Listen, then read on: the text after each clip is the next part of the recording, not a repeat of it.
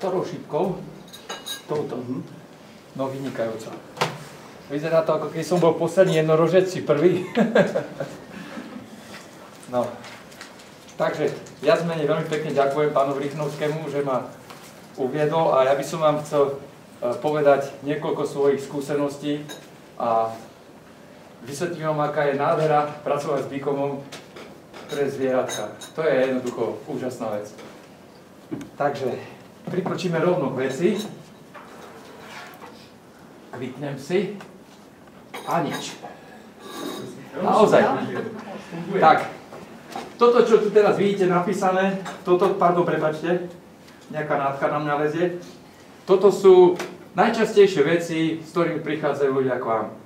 Presne tieto otázky. Ľudia sú frustrovaní, sú nešťastní, nevedia sa dostať ďalej a toto všetko, takéto veci a ešte ďalšie hovoria. A budú to hovoriť aj vám, aj keď neliečite možno zvieratka, ale medzi tým, ako sa venujete ľuďom, tak určite aj vám to spomínajú, aj vy to určite máte tieto otázky a snažia sa, pozerajú na vás, pátrajú, či by ste im náhodou nevedeli pomôcť, pretože už obišli veterinárov na širokom, ďalekom okolí a nič. Takže asi takto.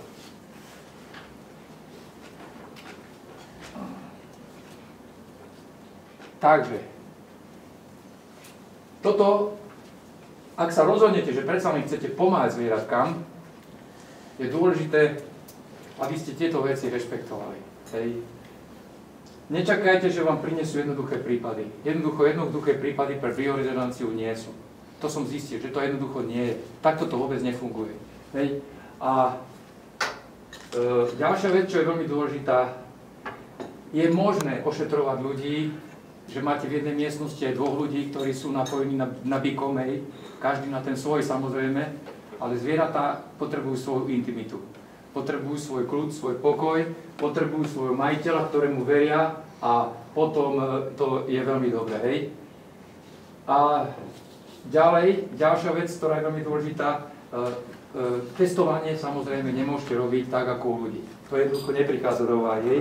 Zviera vám nebude fandiť, aby ste ho nechali hodinu pod prístrojom a testovali, to zviera jednoducho vám neprepáči, to vám nedovolí. Našťastie vieme si pomôcť, hej. Ďalej, diagnózy z iných veterinárnych pracovísk naozaj verte len ako informáciu. Keď boli úspešné, nie sú tie zvieratá tam. Hej. Čo je dôležité z lekárskeho hľadiska, je dobre si pozrieť v prípade, že sú nejaké rentgenové snímky, ak majú nejaké problémy napríklad s pohybovým aparátom, pozrieť si, nie je žiaden problém, alebo napríklad pozrieť si nejaké výsledky zo sona alebo z magnetickej rezonancie, ale dôležité je, aby tie výsledky boli čerstvé. Aby to neboli nejaké staré vyšetrenia, ktoré sa urobili pred rokom, lebo to je potom o ničom. Ďalej, čo je veľmi dôležité, netreba drážiť kobru bosou nohou. To znamená, treba si zachovať naozaj dobre korektné vzťahy s tými veterinárnymi lekármi a ak to ide, tak nie je veľmi veľká časť, ale malá časť to pochopí a bude možno aj spolupracovať. Nečakajte nejakú veľkú spoluprácu, ona nikdy nebude. Ale predsa môže byť, že na nejakú spoluprácu predsa len narazíte. A posledná vec, ktorá sa mi naozaj veľmi osvedčila a je podľa môjho názoru najdôležitejšia zo všetkého, všímajte si prepojenie zvieraťa s majiteľom, ak žijú spolu v byte. Pozrite si toho majiteľa, či mu tiež netečuje z očí, či tiež napríklad nepokašľava medzi tým, ako drží toho psa, pretože častokrát sa snažíme zvaliť všetko na zvieratá, že zvieratá nás nakazia, ale je to veľmi často opačné garde. To znamená, že človek môže byť oveľa väčší zdroj ohrozenia pre to zviera, než by sme si mysleli. Hej? Takže na to treba dávať pozor. Hlavne kam mierim. Mierim do sféry, kde sú kvasinky, pliesne a takéto veci. Človek neuveriteľne môže obšťastniť to svoje zviera. Takže na to troška pozor. Toto je tiež veľmi dôležité, že zvieratá vo všeobecnosti reagujú na liečbu oveľa rýchlejšie. zmeráte zviera, dáte mu základný program, odstránite povedzme 1-2 blokády a aktivujete vylučovanie a ešte ste nič vlastne neurobili a urobili ste už toľko. Zrazu vidíte, ako to zviera sa mení. A mení sa už počas ošetrenia častokrát. Že to vidíte, že to zviera obživne, alebo naopak. Donesú vám zviera, ktoré vám položia na ten gauč alebo na nejakú podložku a to zviera neobsedí. Hlavne vtedy, keď má problémy kožné. Hej. A to vidíte, to šije so sebou, to robí pomaly salta. A stačí, keď nasadíte dobrý program a zrazu vidíte, že to zviera skľudne, láhne a spí. A to je to, čo je vlastne, hneď vidíte ten efekt. Okamžite to samozrejme dobre pôsobí na majiteľa a na budúce už tam máte aj 3 psov. Takže asi takto to funguje. Samozrejme toto naväzuje na to, čo som hovoril. Regulačné mechanizmy spravidla hneď odpovedajú. Áno, je to pravda. Tam koľkokrát sú problémy, ktoré oni si myslia, alebo aj my si možno myslíme, že sú zásadné, a urobíte ošetrenie bazálne, to znamená najzákladnejšie, a to zviera už má tendenciu samoliečenia, to znamená, už si ten organizmus pomáha. Hej? A veľmi dôležitá vec, zvieratá nemajú mentálne bloky, čo je veľká výhoda. Zvieratá a malé deti sa vraví, hej? Toto nás upozorňovali aj v Nemecku, že malé deti do 1 roka je presne tak, ako ošetrovať aj zvieratá. Oni nemajú mentálny blok, tým pádom tá efektivita liečby je vynikajúca. A ešte vrátim sa predsa k tomu prvému bodu. U zvierat vo všeobecnosti, keď robíme také základné ošetrenia, napríklad blokády a vylučovanie, kde nie sú špecificky rozdelené pre veterinárnu medicínu a pre humánnu medicínu, tak tie zvieratá fakt potrebujú polovičné dávky. Ani toľko nie. To znamená, že je dobre testovať si to. Hej, že koľko to zviera potrebuje. Ja to robím tenzorom, viete, tak viem veľmi rýchlo zistiť, že koľko ešte potrebuje a prípadne, dajme tomu, máme nejakú blokádu, ktorá má, povedzme, 8 minút. Ja tam dám medzi toho psíka tenzor a kľudne sa môže stať, že za 2, za 3 minúty mu stačí. A zbadáte to aj tak, že psík chce odísť. Povie, tak čau, ja to mám za sebou, ja to už nepotrebujem. Tak sa správajú, hej. A tak to funguje.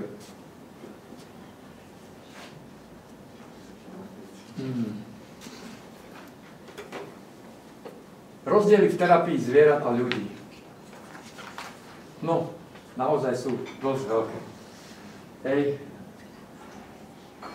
To už to, čo som hovoril o tom stave samoliečenia, hej, že to veľmi rýchlo pôsobí. Nevravím, že u ľudí to nemôže byť.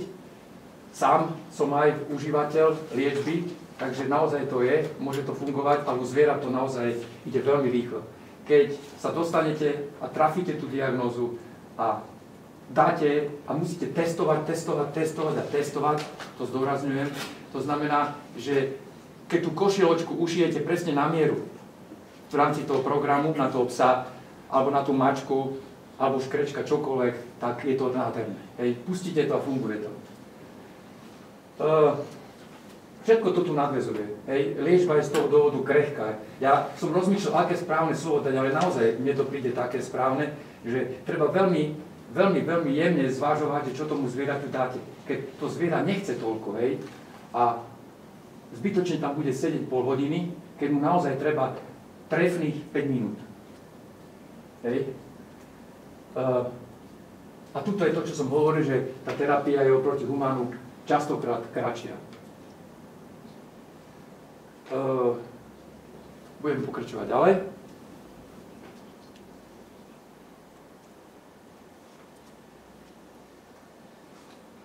Reakcie zvierat. To je veľmi zaujímavá vec.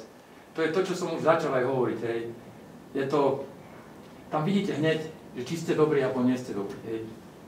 A podľa tohoto tu, jak je to napísané, hej, dáte tú liečbu, zrazu vidíte, že spadne a chrápe tak, že celý dom sa trasie, keď je to veľký pes. Hej.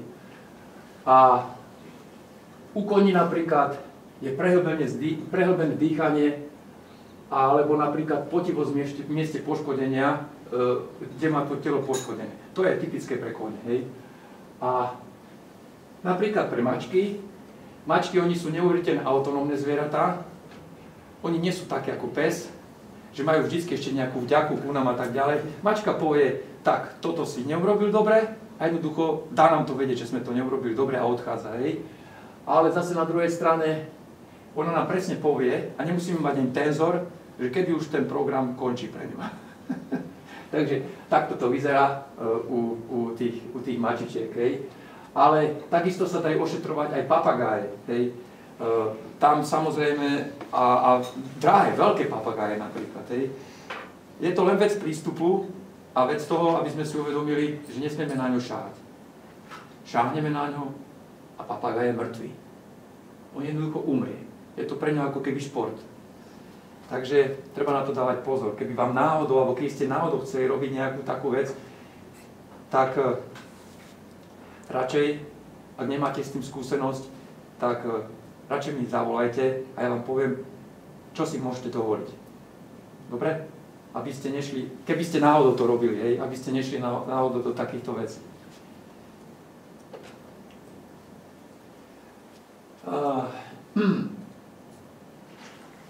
To je tiež veľmi dôležitá vec. Keď chceme liečiť bikomom zvieratka, tak keďže ja som od samého začiatku bol odkovovaný prostredníctvom pána Rychnovského tým humánom a tie školenia všetky som absolvoval, ktoré boli humánne, čo hovorím, že to bude vynikajúce, lebo je to veľmi dobrý základ, ale je to základ. Tak treba si uvedomiť, že keď chceme robiť zvieratka, je treba, aby sme mali nejaké tie KTT sady, ktoré sú špeciálne pre tie zvieratka a potom môžeme ísť ďalej. Prečo to hovorím? Hovorím to preto, že keď uvažujeme o tom, aby sme aj zistili, že čo tomu zvieraťu je, to znamená, hovorím o diagnostike. Keby išlo len o liečbu, bez problémov si vystačíte s bikomom. Vo väčšine prípadov si vystačíte s bikomom a to ošetrenie urobíte. Hej. Sú tam programy veterinárne a veľmi často využívam aj humánne programy. Hej. Ale keď chcete robiť diagnostiku, je dobre mať tie KTT sady. Hej.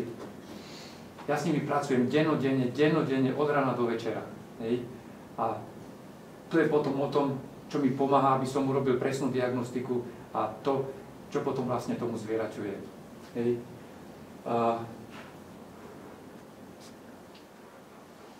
To je to, čo hovorím, to je naozaj veľká pravda, že v počiatkoch vás môže posunúť k väčším alebo menším úspechom. Všetko záleží od toho, že či pôjdete na tú liečbu symptomaticky, alebo to budete liečiť kauzálne. Záleží od toho, ako na to pôjdete. Hej. Ošetrovanie veľkých zvierat je podmienené naozaj tým, že nemôžete zobrať takýto prístroj ku koňovi. To nejde. Dokonca je veľký problém a na toto si dávajte pozor, keď vám náhodou donesli veľkého psa, povedzme nejakú dogu alebo írskeho vlkodlava, aby ste naozaj mali ten priestor tak zabezpečený, aby keď on povie čau, že ja odchádzam, aby vám nestrhol aj bikom a ide aj bikom. Hej. Takže treba na to dávať veľký pozor. Hej. A u koní jednoznačne, alebo u kráv napríklad v Nemecku veľmi, zdôrazňujem, veľmi efektívne napríklad v Nemecku liečia kravičky napríklad s bikomom. Hej. A nepoužívajú žiadne antibiotika pri mastitídach, zápaly vemena a sú vysoko rentabilní. Neviem, prečo u nás to nefunguje, ale v Nemecku to funguje. No bodaj by tak bolo, pretože tým pádom nebudeme mať jogurty, ktorí budú vždy nejaké zbytky antibiotík. A keď sa bavíme o bikome a keď sa bavíme vôbec o princípe toho liečenia, tak je to presne ako homeopatia. Vždycky tam zostávajú potom informácie o tých antibiotikách a potom sa čudujeme, že nám vyskakujú rôzne blboviny potom pri tom ošetrovaní ľudí. Tak preto to je. Hej? Preto stacionárne bikomy nedoporučujem pre ošetrovanie veľkých zvierat. Psíci, mačičky a tak ďalej, je to možné. A kľudne si vystačíte s tým vybavením, čo máte pre humán. A netreba robiť z toho nejakú strašnú vedu. Tie mačičky, oni nie sú až také. To sa dá dezinfikovať, očistiť a môžete fungovať. keď chcete. Takže, to je o tom, čo som hovoril, že vlastne ten celý základ, vďaka Bohu, mám z humánu, ale predsa sú tu odlišnosti. Testovanie robím zásadne tenzorom a ničím iným. Nedá sa to inak. Žiaľ Bohu, nedá sa to.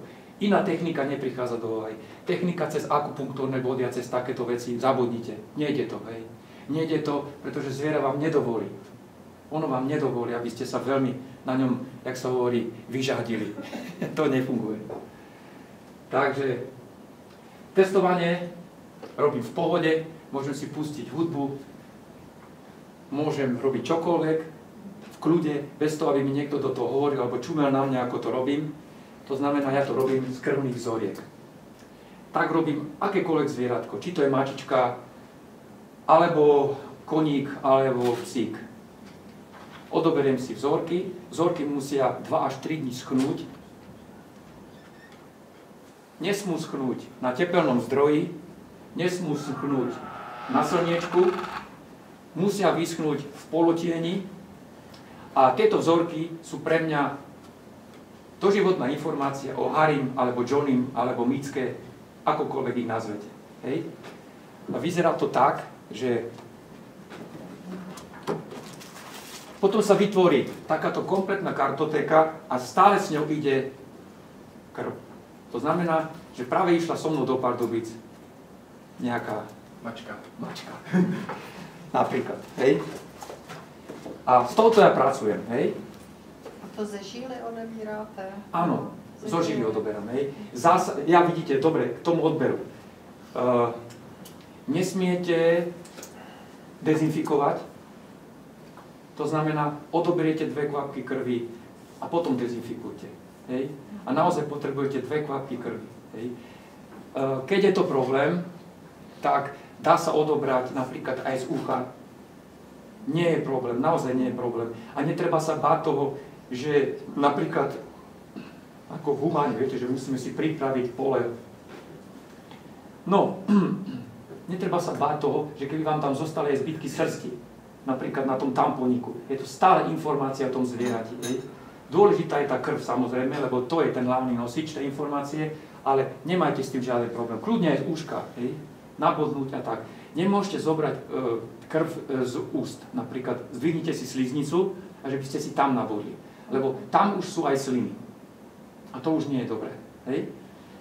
To potom z toho ošetrenia do budúcnosti, môže byť napríklad, že máte doporučenie pri niektorých ošetreniach, že nemá tam byť krv a sliny. Hej? A to už potom na to treba dávať pozor. Dobre. Takže to zatiaľ o tom. Ideme ďalej. Čo tu máme? A to je plán liečby zvierat, ktorý vypracoval pán doktor Jochen Becker. Neuveriteľne vzácny človek a ozajstný terapeut a liečiteľ bikomom. Perfektný človek. A ten vypracoval následovný protokol. Ja používam ten protokol, lepší som zatiaľ nestretol a myslím, že aj dlhú dobu nestretnem. Takže, veľmi dôležité je to, čo nerobím, ale chcel by som robiť a mám v tom veľké rezervy. Nemci používajú jednu vec, volá sa Sprechstunden. Sprechstunden znamená po slovensky konzultácia. Kedy majiteľ príde a on mu venuje pol hodiny alebo hodinu a on si tam všetko s tým majiteľom preberie. Hej? V rámci toho donesú nejaké tie výsledky vyšetrení, ktoré si pozrie zo slušnosti, hej? A na základe toho potom stanoví, že čo a kedy sa stretnú a čo budú robiť. A tie následovné kroky. Takto vyzerá ten úvod, hej, to, čo sa vyplňa. Takto vyzerá celý protokol, hej, ktorý, keď skončím, je vyplnený, vypísaný. A tam už, keď to dostane ten majiteľ do ruky, tak musí vedieť, čo trápi to zviera, aké problémy má, ako budeme liečiť. Skrátka, To je kompletně celý protokol. A teraz jednotlivým veciam. Vrátím sa ešte naspäť. Já jenom bych k tomu dodal, že tady ten plán vlastně můžete používat i pro humánní medicínu. Je vynikajúci. Jo. Môžem vám ho len doporučiť, je vynikajúci. Ide to veľmi dobre. A měl by to vlastně patřit k tomu standardnímu vyšetření, že tady ty blokády. Hej. Je to perfektná vec. Naozaj. Takže idem k tomu. Klasické blokády. Ja keď si toto všetko prejdem, tak už sa mi pomaličky začína otvárať pacient. Hej. Čo je veľmi zaujímavé, neviem ako v Česku, ale na Slovensku povedzme z 90%, možno aj z viac, sú záťaže na geopatiu. Veľký problém.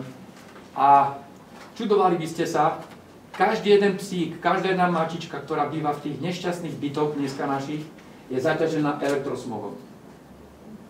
To znamená, keď vyšetrím mačičku a psíka, poviem, pane alebo pani, vy žijete veľmi zle, vy žijete veľmi nezdravo. Vy máte ten počítač, tuším ešte aj pri hlave a spíte s ním a s tým mobilom a s tým všetkým. A na základe toho ja viem a vidím, ako bývajú. Nebol som v tom byte nikdy, ale vidím, ako bývajú. Hej. Ale čo je zaujímavé, žiarenie, tá 702, tu som ešte nezachytil, hoci mám pracovisko 15 km od atomky. A to znamená veľkú reklamu pre našu atomku Jaslovské Bohunice. Rakúšania budú smutní, ale zatiaľ som nezachytil ešte žiadne žiarenie. Pás hranice hrdla u psov nezachytíte. Nie je. To sú mentálne bloky, to je to, čo. Jedna vec, čo hovorím, a druhá vec, čo si myslím, hej, tak to tam veľmi nie je. Tkanivo, blokády tkaniva často, veľmi často, keď sú nejaké zápaly a problémy. Kostrč zachytíte, ale zachytíte len pretože sme niekde tomu psíkovi usekli chvostík. A tým, že sme mu usekli chvostík a častokrát veľmi bezcitne a veľmi ďaleko, tak vlastne on potom ako si sadá, tak si častokrát ten kyptík ako pritlačí a preto sa to objaví ako fenomén kostrče. Vakcinačné blokády, ale žiaľ Bohu, katastrofa. Často. Ako náhle vám donesú psíka s alergiami. A mne nosia 90% psíkov s alergiami. Hej. A môžu sa nazývať všelijako. Môžu ich nazvať neurodermitis, atopické a všelijako ich nazývajú, viete? Ale stále je to jedno vreco. Tak vakcinačné blokády veľmi často. Kyselina bázy hospodárenie. Povedali by ste si, že u psov to veľmi nemôže byť, alebo napríklad, nie napríklad, len u psov, u mačiek to nie je. Kyselina bázy hospodárenie hovorí o tom, akí sú stresoši. Hej? Stresmení. A psíci majú ten problém. A veľmi často ho majú preto, lebo gazda je taký. Ja sa pozriem na majiteľa zvieraťa a hovorím si, no, a máme to. Hej? Takže on pes je vlastne zrkadlo svojho majiteľa. Hej? Ľudia častokrát si aj psa vyberajú sebe podobnému, hej? Takže príde anglický bulldog a s ním príde tiež bulldog. Hej? A tak podobne, hej? Takže ono takto to vyzerá. Trocha som odpočil. A pane doktor, ještě umí teda léčit jak psy, tak majitelé. Děláte to tak? Robím to tak. Musím povedať, že ako nie som na to hrdý, naozaj nie som na to hrdý, môj zámer bol taký, že urobím to len pre zvieratá. A úplne sa to pokazilo. Teraz urobím zviera a príde mamička, babička, suseda a už mám 5-6 ľudí no, skrátka takto funguje. Takže pes to vždycky začne, alebo mačka. Problém angínou, samozrejme, u psov veľmi často. Velikánsky problém, lebo angína není angína. Aspoň z môjho pohľadu nie. Angína sú zničené, úplne zdevastované ústa. Zuby, paradentóza. Následne to prechádza na mandle, následne to ide dole a jedna veľká hrôza. Hej? Takže toto je angína. Lateralita, no, veľmi ojedinelý zjav u u psov, hodne častý u ľudí. A neuveriteľné dobré bodovanie. Keď niekomu vyjavíte, že bol lavák a on povie, pán doktor, nikto o tom nevie. No ale ja to viem. Hej? Takže lateralita sa dá veľmi ľahko odhaliť. Není to až taký problém, verte mi. Chrbtica stavce, veľký problém. Veľký problém u zvierat. Keď poviete jazvečík, už to máte tam. Alebo napríklad maltézsky psík, všade tam to je. No takže je to problém, hej. Stavce, takisto. Sánkový klb, kone. Sánkový klb, jazýlka, kone. Hej. Tie zubadlá a tak ďalej. Takže toto sú kone, hej. Jazvy. Častý problém, veľmi častý problém, hej. A ono by ste neverili, častokrát u toho psíka je malinká, bezvýznamná jazva a ona môže byť veľmi vážna blokáda, hej. Takže jazvy. Narkotika, lieky, veľmi často a veľmi brutálne, pretože keď som povedal, že naozaj oni už obišli všetko, čo mohli, všetkých veterinárov, všetci začínajú a končia tým, že najprv idú kortikosteroidy, keď sú to svrbenia, dajú do toho nejaké antihistaminikum, prdnú tam, pardon za výraz, ešte ďalšie nezmysly, hej, a kopce antibiotík, vystredajú tam, čo ja viem, 5-6 druhov antibiotík, bez významu, nejde to ďalej. A takže ten pes je naozaj doslova zabordelovaný a narkotika, lieky sa objavujú často. A prečo vakcinačné blokády dvakrát, imunitné blokády dvakrát, angína dvakrát, jazvy dvakrát? To kvôli tomu, pán doktor Becker mi to vysvetloval ako rybár so sieťou, keď hádže. To znamená, snažíme sa zachytiť v rôznych frekvenciách tú chorobu. Hej? Keď nezachytíme v jednej, tak sa snažíme zachytiť v ďalšej. Hej? Takže preto sa tam niektoré veci objavujú aj viackrát. Hej? Takže toto... No? Takže někdo z vás třeba teď úplně začíná. Takže si to představte tak, že by se tady ty programy měly testovat u těch zvířat, nebo u lidí taky samozřejmě. Pokud vám vyjdou, tak... No to sa robí tak, že ja som si urobil ako svoje programy, po 6, ako keby som si urobil svoje reťazce, aby sa mi to urýchlilo. A dám si tam krvičku, testujem z krvi a už to ide. Hej. Hlavne treba byť kľudný, pohodový a treba sa s tým tenzorom nejako skamarátiť. Nie je to naozaj nič strašné.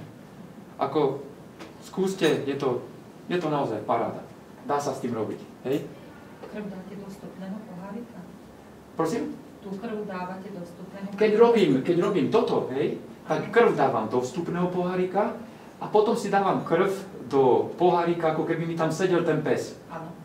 To znamená, dám si zlatú elektródu, tú kovovú, doštičkovú, napojím si ju na červený káblik, oprem si ju, oproti tomu dám, čo ja viem, ampulku alebo stojánik, alebo hoci čo, aby tá krv tam bola, hej, to si dám proti tomu a medzi to dám tenzor a testujem, hej. Tak, presne tak. Takto. Tady je krev, jako kdyby tam byl pacient, ale tam není vlastne. Toto tam nie je, nič tam nesmie byť rušivé. Toto si dám k tomuto, ako keby tento pohár, áno. Tady bude krev. Tuto bude krv, hej. A tady bude krev taky, když si testujú programy. Tak. A tuto medzi to dám tenzor a pracujem. Hej. A ide to. A když si testujú ampulky, tak na vstupu máte pouze tu ampulku.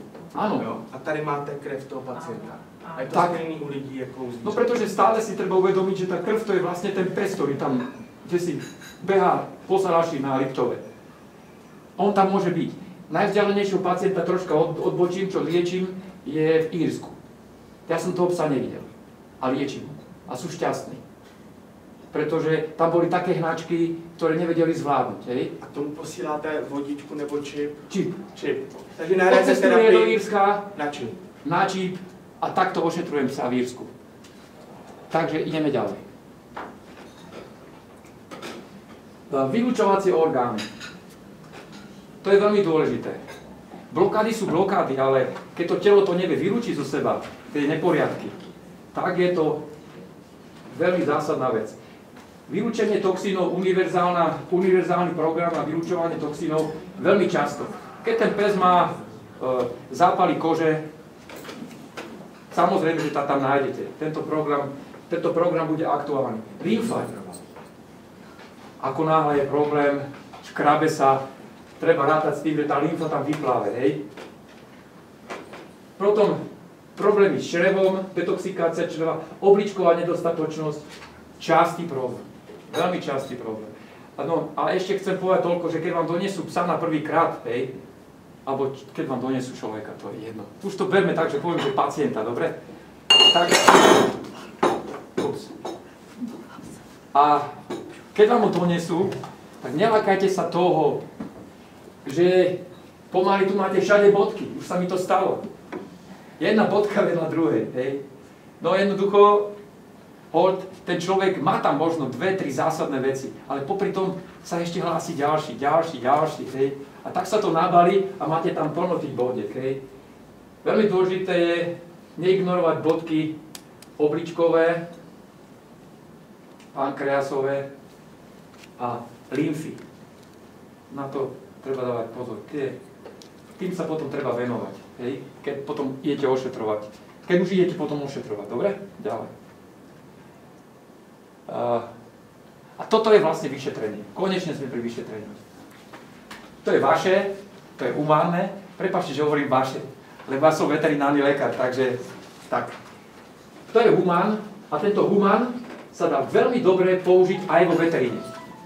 Lebo sú špeciálne tých 5 elementov pre psov, aj pre kone napríklad, ale s týmto tuná môžete krásne, elegantne vyšetriť aj psa. Není žiaden problém. Robí sa to cez 192 a frčí to. Toto mám najradšej zo všetkého. To je totiž perfektná vec, to je kriminálka a keď idete za tým a to je perfektné. Zistíte vždy, kto je hlavný, kto je ten vrah, kto není záhradník a potom, keď už všetko si preúskáte, asi nemusím hovoriť ako princíp, ako sa to vlastne dopracúva. Ako klidne môžete. No, môžem? Áno. No tak je to veľmi jednoduché. Najprv si prezriem hore elementy, hej. Tam si pozriem, že ktorý element je alebo nie je so psíkom vlastne v súlade, že mi hovorí, že ten má zdravotné problémy, hej. A teraz dajme tomu, mi vyjdú, čo ja viem, 3 elementy. Niekedy mi vyjde 5. Hej. Takže vyjdú mi, dajme tomu, 3 elementy, povedzme kov, voda, drevo, keď už sa tak na nich pozerám. No a teraz musím zistiť, že ktorý z nich je ten hlavný, ten vrchný. Hej. To je prvý krok.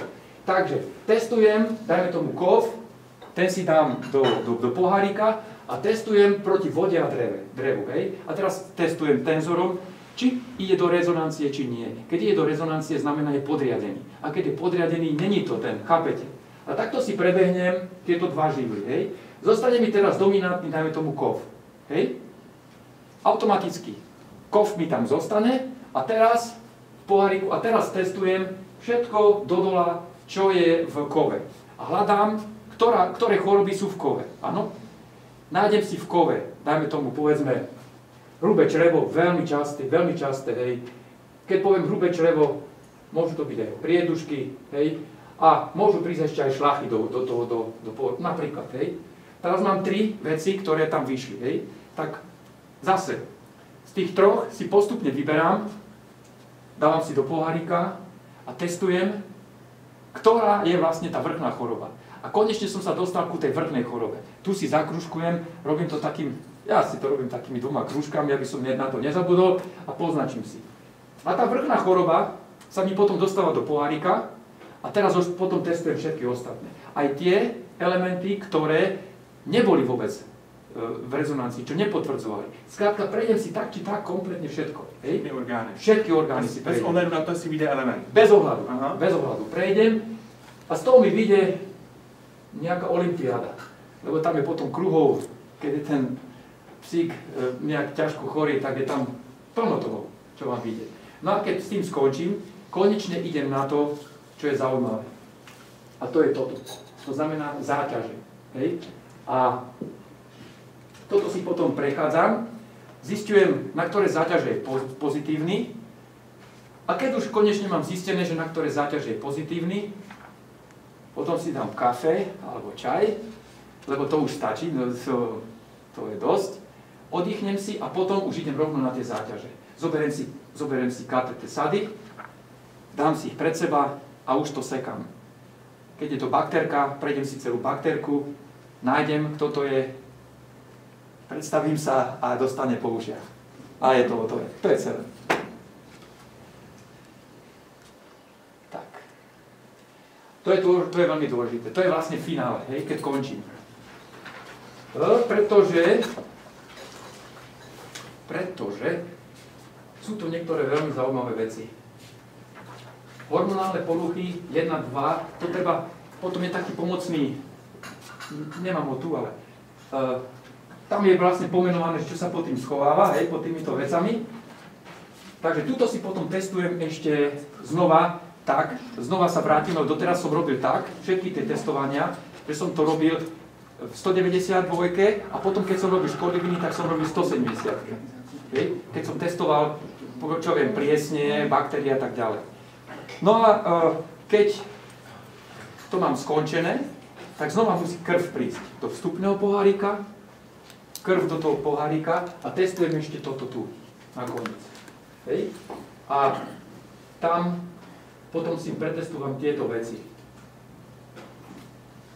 Treba dávať pozor, u psov častokrát, keď im trepeme po kilogramoch kortizón a keď ich trápime možno aj 2 roky prednizonom a takými všelijakými neuveriteľnými vecami, tak potom môže narušiť hormonálnu reguláciu pohlavných žliaz.